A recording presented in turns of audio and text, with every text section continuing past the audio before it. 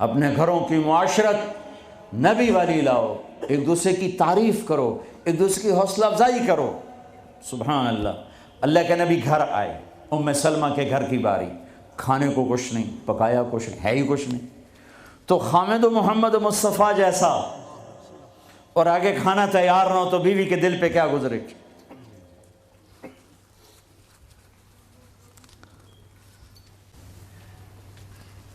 آپ نے پوچھا ام سلمہ کھانا کھانے کو کچھ ہے؟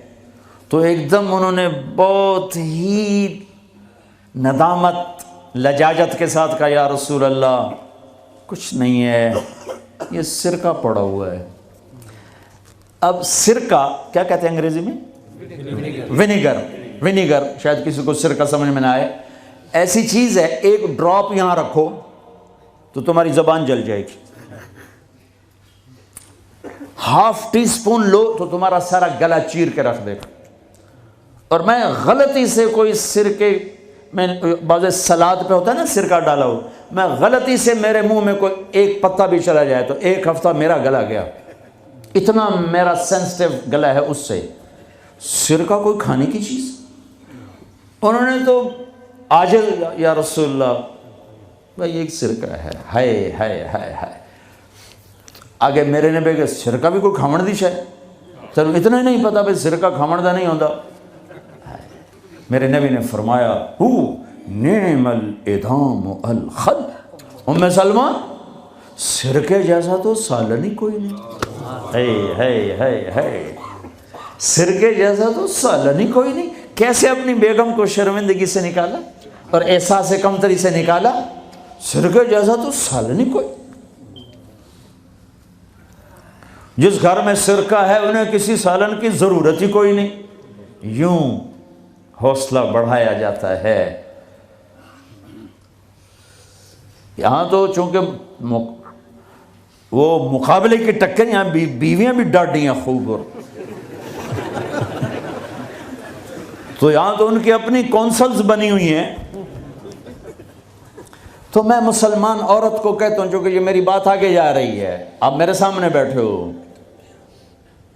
ایک دوسرے کو عزت دو، برداشت کرو۔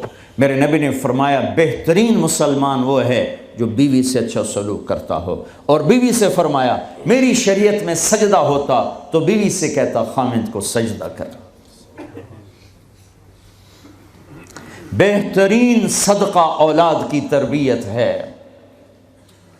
پورا گھر میرے نبی نے نقشہ بنا، ہر ایک کی قیمت بتائی۔ ماں تیرے قدموں تلے جنت، کہ کاش میری ماں زندہ ہوتی، تم دیکھتے میں کیا کرتا، میں عشاء کی نماز کے مصلی پر ہوتا، میں سورۃ فاتحہ پڑھ رہا ہوتا، ادھر سے آواز آتی میری ماں کی محمد، تو میں نماز توڑ کے کہتا لبیک اماں جان۔ باپ کا تیرے جنت کا دروازہ ہے، باپ تیری جنت کا دروازہ ہے، کھولنا توڑنا نہیں، کھولنا توڑنا نہیں، توڑ دیا تو جنت میں نہ جا سکو گے۔ سب سے بہترین مسلمان جو بیوی سے اچھا سلوک کرے، سب سے بہترین عورت جو اپنے خامند کی منشا کو دیکھے۔ پھر آپ نے ایک عجب بات فرمائی جو معاشرے میں بہت بوجھ بنتا ہے جس کا، ہاں بھائی تمہیں ایسا صدقہ بتاؤں جس سے بڑھ کے کوئی صدقہ نہیں، تمہیں ایسا صدقہ بتاؤں جس سے بڑھ کے کوئی صدقہ نہیں۔ انہوں نے کہا جی کیا؟ کہا الابنۃ المردودہ، جس کی بیٹی کو طلاق ہو گئی یا بیوہ ہو گئی اور گھر واپس آ گئی ماں باپ کے، یا ماں باپ نہیں ہے تو بھائی ہیں، وہ ایک بوجھ بنتی ہے ماں باپ پر بھی، اور بھائی تو ویسے ہی باغی ہو جاتے ہیں۔ میرے نبی نے فرمایا اس بچی پہ خرچ کرنا کائنات کا سب سے افضل صدقہ ہے۔ گھر، ایک گھر کیسے چلتا ہے؟ ہمارے ہاں پنجاب سندھ بلوچستان سرحد میں بہنوں کو وراثت میں کوئی حصہ نہیں ملتا، سب بھائی کھا جاتے ہیں۔ میرے نبی نے فرمایا جس کو اللہ نے 2 بہنیں دیں اس نے ان کا حق ادا کیا، شادی کی، حق ادا کیا۔ ماں باپ کی وراثت میں سے ہوتا ہے اگر میں نے کوئی خود کمایا ہے اس میں بہنوں کا حق نہیں. ماں باپ سے اگر 1 روپیہ بھی آیا ہے تقسیم کیا جائے گا. جس نے بہنوں کا حق ادا کیا، شادی کی حق ادا کیا، اس پہ جنت واجب ہو گئی. جس کو اللہ نے 3 بیٹیاں دیں، اس نے ان کی ڈولی اٹھائی، وہ جنت میں میرے ساتھ یوں ہوگا. ایک بولے. اگر 2 ہوں، کہ جس نے 2 بیٹیوں کی شادی کی وہ بھی ایسے ہوگا. اللہ بھلا کرے. ایک صحابی کا کہ جس کی 1 ہو، کہ جس کی 1 ہے، اگر اس نے اس کو عزت سے رخصت کیا تو وہ بھی میرے ساتھ ایسے ہی ہوگا. پھر کئی بچیوں کو طلاق پڑی ہے کہ اس کو بیٹا نہیں ہوتا. یہاں آنے سے پہلے کا واقعہ، پنڈی سے بچی رو رو برا حال اس کا. میں تو فون سنتا ہی نہیں ہوں ایسے کہ میرا تو کلیجہ پھٹ گیا ہے. ہے کہنے لگی کہ سسرال نے کہا تھا بیٹی ہوئی تو طلاق دے دیں. تو میں نے کہا اس میں میرا کیا قصور ہے، اور بیٹی ہی ہوئی اور مجھے طلاق پڑ گئی اور میں گھر آ گئی 22 سال کی عمر میں. بیٹی دینے والا اللہ اور ظلم کرنے والا سسرال. میرے نبی کو اللہ نے بیٹے دے کے اٹھا لیے. قاسم اٹھا لیے، عبداللہ اٹھا لیے، ابراہیم اٹھا لیے.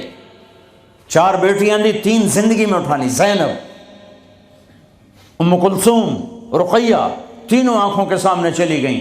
فاطمہ سے نسل چلی. آپ نے فرمایا لوگوں کی نسل بیٹے سے چلتی ہے، میری نسل میری بیٹی فاطمہ سے چلی. اس لعنت کو دھویا. عورت کا کیا قصور ہے اگر اس بیچاری کو بچیاں ہو رہی ہیں؟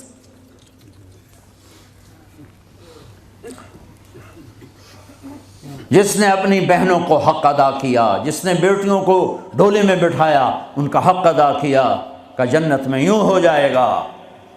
بہنوں کو دینا اتنا ضروری ہے، حرام ہو جاتی ہے روٹی. میں نے مولانا جمشید صاحب میرے استاد ہیں، میں نے ان سے تفسیر پڑھی ہے. میں ایک دن شہد کی بوتل لے کر گیا، پرانی بات ہے 76-77. میں نے کہا حضرت یہ ہدیہ ہے. فرمایا کہاں سے لائے ہو؟ میں کہا جی میرے اپنے باپ کا ہے. فرمایا تیرے باپ نے اپنی بہنوں کو، تیرے باپ نے اپنی بہن یعنی میری پھوپھیوں کو، تیرے باپ نے اپنی بہنوں کو زمین میں سے حصہ دیا تھا؟ یہ سوال کیوں کیا؟ 10 روپے کی شہد کی بوتل تھی اس وقت، کہ اگر دیا تھا تو یہ میں لے لوں گا، اگر نہیں دیا تو پھر یہ حرام ہے، میں نہیں لوں گا. یہ مطلب تھا. تیرے باپ نے بہنوں کو حصہ دیا تھا؟ میں کہا جی اللہ کا شکر ہے میرے باپ کی بہن ہی کوئی نہیں. 2 بھائی، ساری زمین 2 بھائیوں کی، 2 بھائیوں. میں نے کہا جی اب موجہ ہی موجہ، بہن تھی کو ہوتی تو کوئی نہ دیتے. پھر کہنے لگے اچھا تیرے دادا نے اپنی بہنوں کو زمین میں سے حصہ دیا تھا؟ میں کہا جی اس لیے میں جمعہ ہی کوئی نہ ہوں.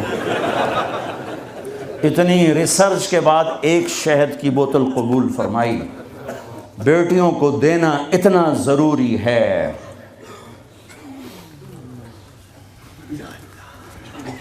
میں اپنے نبی والی معاشرت قائم کرو، اپنے نبی والی معاشرت قائم کرو. محبت ہو، سچائی ہو، الفت ہو، درگزر ہو، معاف کرنا ہو، طلاق سے بچو. جھوٹی شادیاں نہ کرو، پیپر کی شادیاں نہ کرو. اللہ کے واسطے یہ دھوکہ نہ دو.